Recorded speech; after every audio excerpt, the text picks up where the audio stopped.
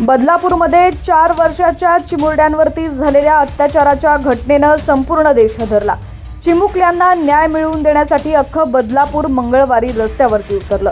मंगळवारी संपूर्ण देशाच्या नजरा बदलापूरवरती खेळल्या होत्या। बदलापुरातील आंदोलनाला काही तास उलटत नाहीत तोच नाशिकमधून अशीच एक धक्कादायक बातमी समोर येते। नाशिकमध्ये 4.5 वर्षाच्या मुलीचं अपहरण करून तिच्यावर लैंगिक अत्याचार केल्याची धक्कादायक घटना उघडकीस आली आहे। बातमी पूर्ण पाहूया त्याआधी तुम्ही HPN मराठी न्यूज चॅनल पहिल्यांदाच पाहत असाल आणि अजूनही चॅनलला सबस्क्राइब केलं नसेल तर नक्की सबस्क्राइब करा, जेणेकरून आमचे अपडेट्स लवकरात लवकर तुमच्यापर्यंत पोहोचतील।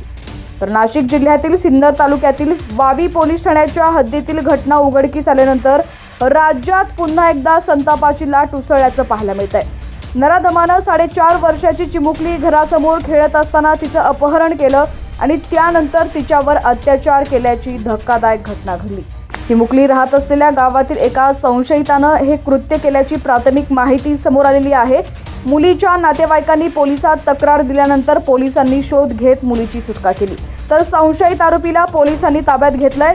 नाशिकच्या वावी पोलीस ठाण्यात या प्रकरणी गुन्हा दाखल करण्यात आलाय, तर या प्रकरणी पोलिसांकडून कसून तपास सुरू आहे।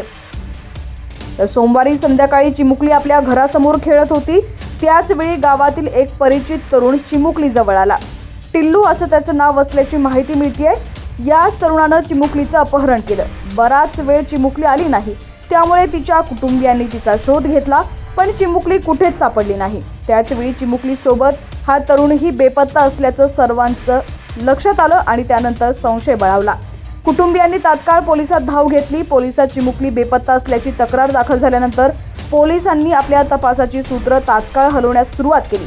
त्यानंतर दुसऱ्या दिवशी तरुणाला ताब्यात घेण्यात आलं। चिमुकलीनं त्याचं अपहरण केल्याचं समोर आलं। चिमुकली सापडल्यानंतर पोलिसांनी तात्काळ तिला रुग्णालयात दाखल केलं। उपचारानंतर तिला तिच्या कुटुंबियांकडे सोपवण्यात आलं। या प्रकरणी संशयित तरुणाला ताब्यात घेण्यात आलं असून त्याच्यावर गुन्हा दाखल करण्यात आलाय।